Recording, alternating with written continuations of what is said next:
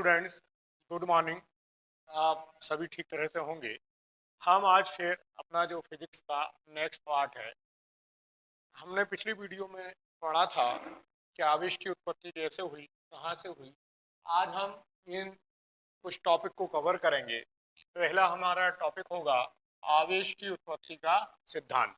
आवेश कैसे उत्पन्न हुआ, और इसके आधार पर हम देखेंगे घर्षण विद्युत की व्याख्या करेंगे।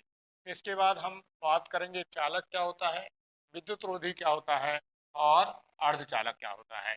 इसके बाद हम आवेश के मूल गुणों के बारे में पढ़ेंगे, और आवेश के मूल गुणों में हम देखेंगे आवेश का संरक्षण सिद्धांत, आवेश का क्वांटीकरण और आवेशों की योज्यता।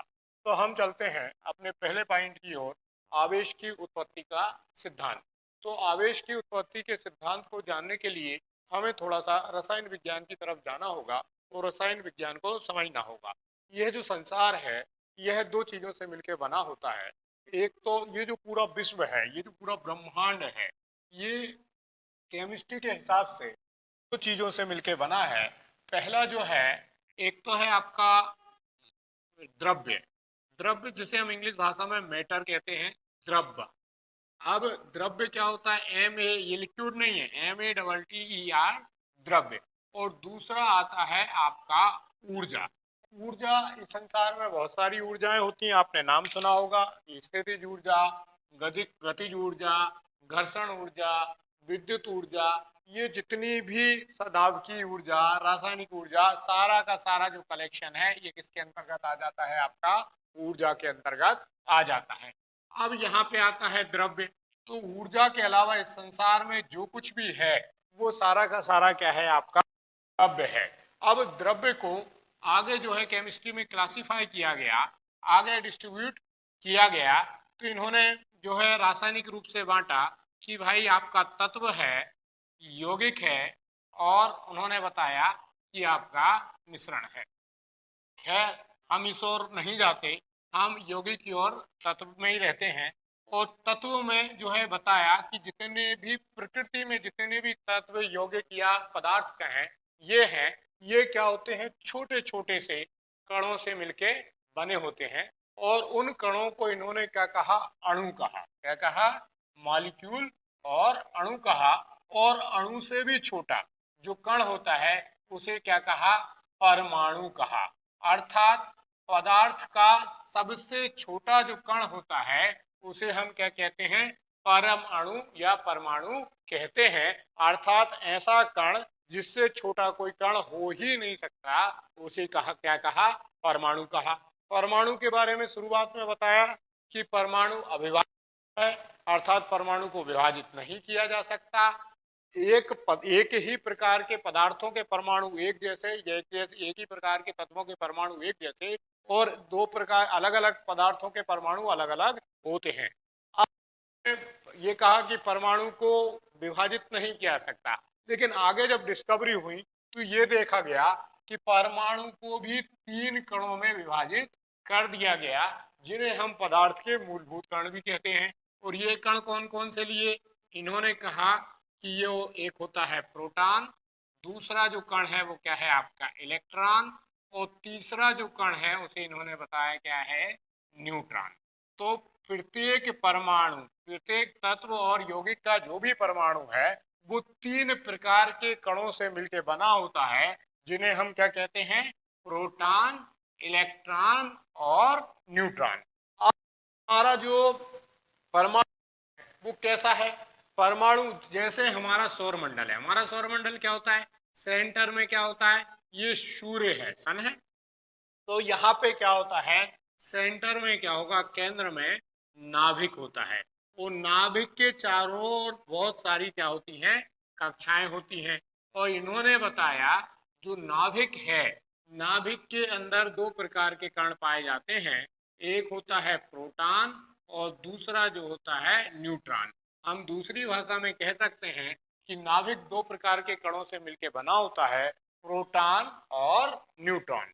इसके चारों ओर, अब ये नाभिक के चारों ओर क्या होते हैं, कुछ कण चक्कर लगा रहे होते हैं विभिन्न कक्षाओं में।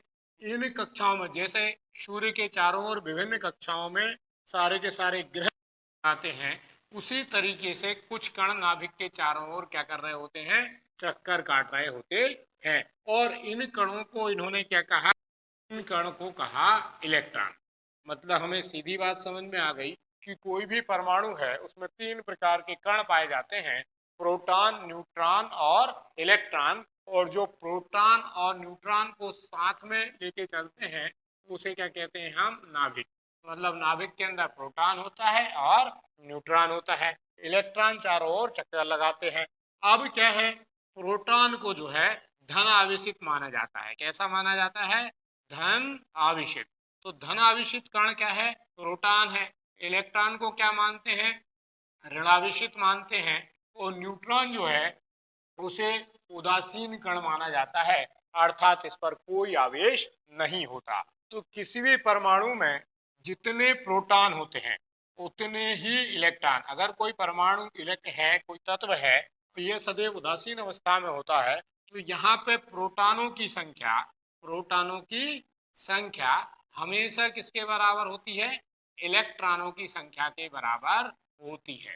तो प्रोटॉन जो आपका परमाणु है या वो क्या होता है, आपका विद्युत रूप से उदासीन होता है, इलेक्ट्रॉनों की संख्या के बराबर होती है। मतलब किसी भी आपके तत्व या यौगिक में प्रोटॉन और इलेक्ट्रॉन की संख्या, किसी भी परमाणु में इलेक्ट्रॉन और प्रोटॉन की संख्या हमेशा क्या होती है, समान होती है। अब यहाँ पर विद्युत आवेश की उत्पत्ति क्या होता है, कैसे होगी, कि मान लो आपके पास सोडियम है। अब सोडियम का हम जानते हैं परमाणु क्रमांक जो है 11 होता है। सोडियम का परमाणु क्रमांक 11 है। और जो है, तो इससे क्या पता चला, इससे हमें ये पता चला कि इस पर जो कुल इलेक्ट्रॉन है वो कितने हो गए, 11 हो गए। और प्रोटॉन भी कितने होंगे इसके ऊपर, प्रोटॉन क्या होता है, पॉजिटिवली चार्ज पार्टिकल होता है, प्रोटॉन कितने होंगे, 11 होंगे। क्योंकि हम कह जितने इलेक्ट्रॉन होते हैं उतने ही किसी परमाणु में प्रोटॉन होते हैं। हम क्लोरीन को देखते हैं तो क्लोरीन का परमाणु क्रमांक जो है 17 होता है, 17 होता है। तो यहाँ पर जो इलेक्ट्रॉन है वो कितने हुए, यहाँ पर इलेक्ट्रॉन 17 होते हैं और प्रोटॉन क्या होते हैं, प्रोटॉन भी 17 होते हैं। अब अगर करते हैं और Na के साथ क्लोरीन को कंबाइन करके क्या बनाते हैं, NaCl बनाते हैं। लेकिन उससे पहले होगा क्या, यहाँ पर चूंकि ये धातु है और ये अपना के हिसाब से एक इलेक्ट्रॉन त्याग, जैसे ही एक इलेक्ट्रॉन कम करेगा तो यहाँ इलेक्ट्रॉन कितने बचेंगे, 10, और प्रोटॉन कितने बचेंगे, 11। मतलब यहाँ ऋण आवेशी में कमी आ गई लेकिन धन आवेश में क्या हो गई, वृद्धि हो गई। इसलिए सोडियम के ऊपर कौन सा चार्ज आ जाएगा, पॉजिटिव चार्ज आ जाएगा। और हम कहेंगे सोडियम के ऊपर कौन सा आवेश आ गया, धन आवेश।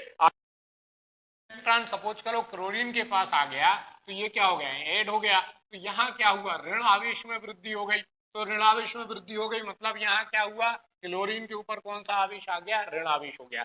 मतलब कहने का यह है कि इलेक्ट्रॉन का आदान प्रदान किया जा सकता है। नाभिक के चारों ओर जो बाहरी कक्षाओं में जो से दूर हैं उन पर आकर्षण बल कम होता है, तो वहां जो इलेक्ट्रॉन होते हैं वो सतह पर घूम सकते हैं और एक तत्व से दूसरे तत्व में, एक यौगिक से दूसरे यौगिक में जा सकते हैं। मतलब उनका स्थानांतरण हो सकता है। अब तत्व इलेक्ट्रॉन किसी दूसरे तत्व को दे रहा है, कहीं और जा रहा है, तो यहाँ पर क्या होगा, धनावेश की वृद्धि हो जाएगी, इसलिए इसे हम धनावेशित कहेंगे। और दूसरे तत्व के पास चूंकि इलेक्ट्रॉन चला गया तो वहां चूंकि ऋणावेश की वृद्धि हो जाएगी तो उसे हम क्या कहेंगे, ऋणावेश पदार्थ कहेंगे। आप एवोनोइड की राड के केस में भी ले सकते हैं। अगर आपने कांच को एवोनोइड की राड पकड़ा तो क्या हुआ है कि कांच से इलेक्ट्रॉन निकल के एवोनोइड की पास में, एवोनोइड की छड़ में आ गए। तो जितने आपके इलेक्ट्रॉन कांच से निकले उतना ही धन आवेश कांच की राड के ऊपर, तो जितने इलेक्ट्रॉन एवोनोइड की राड में गए तो उतना ही ऋणावेश, उतनी ही परिमाण में ऋणावेश जो है कहाँ चला गया, आपके पास एवोनोइड की राड के ऊपर आ गया, तो उतना ही आवेश उसके पास आ गया। यही जो है हमारा घर्षण विद्युतता की व्याख्या है और घर्षण विद्युतता सिद्धांत है। इसके बाद देखते हैं कि चालक क्या होता है, विद्युत रोधी क्या होता है और अर्धचालक क्या होता है। तो चूंकि हम ये तो समझ गए कि विद्युत धारा को या विद्युत के लिए जो इलेक्ट्रॉनों का आदान प्रदान है या इलेक्ट्रॉन की गति के कारण ही विद्युत उत्पन्न होती है, इलेक्ट्रॉनों के स्थानांतरण के कारण विद्युत उत्पन्न होती है। तो अगर कोई जो अपने में से इलेक्ट्रॉनों को एक स्थान से दूसरे स्थान तक जाने देते हैं या उनके मार्ग को सुगम करा देते हैं, उन्हें चालक कहते हैं। और ऐसे पदार्थ जो अपने में से विद्युत धारा को प्रवाह करने देते, एक स्थान से दूसरे स्थान पर नहीं जाने देते, उन्हें विद्युत रोधी कहते हैं। चांदी जो है सबसे अच्छा सुचालक है विद्युत धारा। चांदी से बहुत तेजी के साथ विद्युत धारा का प्रवाह है। बाकी आपकी जितनी सारी भी धातुएं हैं, कॉपर, सिल्वर, गोल्ड, आयरन, ये सारे के सारे चालकों के उदाहरण हैं। विद्युत रोधी आपका लकड़ी है, गिलास, नायलॉन, ये सभी के सभी क्या होते हैं? विद्युत रोधी होते हैं। क्या होते हैं? अर्धचालक वे पदार्थ होते हैं जो सामान्य अवस्था में सामान्य ताप पर तो विद्युत रोधी की तरह व्यवहार करते हैं, लेकिन ताप पर इनकी चालकता क्या हो जाती है? बढ़ जाती है। तो इन्हें हम क्या कहते हैं? अर्धचालक कहते हैं। सिलिकॉन और जर्मेनियम जो है अर्धचालकों के उदाहरण। ये बात आपको समझ में आ गई। अब देखते हैं के मूल गुण में आवेशों की योज्यता। आवेश को क्या किया जा सकता है? मैं गणित के सामान्य नियमों के द्वारा जोड़ा जा सकता है। मान लो अगर एक किसी के ऊपर आवेश है, किसी दूसरी पदार्थ 2 कूलम आवेश है, तो इन दोनों को हम क्या कर सकते हैं? गणित के सामान्य नियम से हैं तो ये कितना हो गया? 7 कूलम आवेश हो गया। मतलब हमारे पास बहुत सारे पदार्थ हैं, उनके ऊपर अलग अलग आवेश है, तो हम कुल को मैथ्स के गणित के सामान्य नियम से जोड़ के बता सकते हैं। तो ये क्या करता है? आवेश योग्य नियम का पालन करता है। के बाद आवेश का क्वांटीकरण। आवेश का क्वांटीकरण ये कहते हैं कि सबसे पहली चीज तो ये है कि जिस तरह से पदार्थ का जो सबसे छोटा कण है वो परमाणु होता है, इसी तरह सबसे छोटा जो आवेश है वो कितना है? वो है इलेक्ट्रॉन के ऊपर आवेश। इलेक्ट्रॉन पर आवेश। और इलेक्ट्रॉन पर कितना आवेश है? इलेक्ट्रॉन पर आवेश है हमारे पास -1.6 इंटू 10⁻⁻19 कूलम। तो इस इलेक्ट्रॉन पर आवेश को हम क्या कहते हैं? मूल आवेश कहते हैं। इलेक्ट्रॉन पर जो आवेश है इसी को हमने क्या कहा? मूल। और जितना आवेश इलेक्ट्रॉन पर होता है उतना ही आवेश धन आवेश प्रोटॉन पर होता है। बस फर्क कितना है? यहाँ ऋणात्मक होता है और यहाँ धनात्मक। 1.6 इंटू 10⁻⁻19 कूलम। प्रोटॉन और इलेक्ट्रॉन पर परिमाण में आवेश हमेशा समान होता है। तो यहाँ क्वांटीकरण क्या कहता है? आवेश का क्वांटीकरण ये कहता है कि किसी भी पदार्थ के ऊपर या किसी भी वस्तु के ऊपर जो कुल वो इलेक्ट्रॉन का पूर्ण गुणज होता है। किसका पूर्ण गुणज होता है? इलेक्ट्रॉन का पूर्ण गुणज होता है। मतलब ये है किसी भी स्पीशीज के ऊपर, किसी भी पदार्थ के ऊपर कुल आवेश जो है कितना हो सकता है?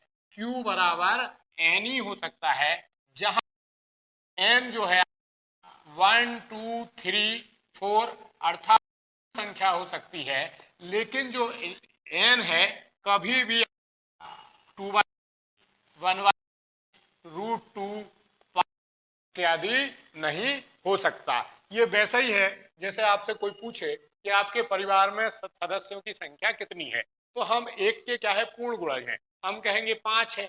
लेकिन हम कभी कह सकते हैं कि हमारे घर में 5.5 लोग हैं, या हमारे घर में 3.5 गाय हैं, 4.5 बकरियां हैं, 4.5 घोड़े हैं। ये संभव नहीं है। तो ऐसी चीजें जिनको हम डेसिमल में, पॉइंट्स में, रूट में, करणी में रिप्रेजेंट नहीं कर सकते, दिखा, उन्हें क्या कहते हैं? हम क्वांटीकरण।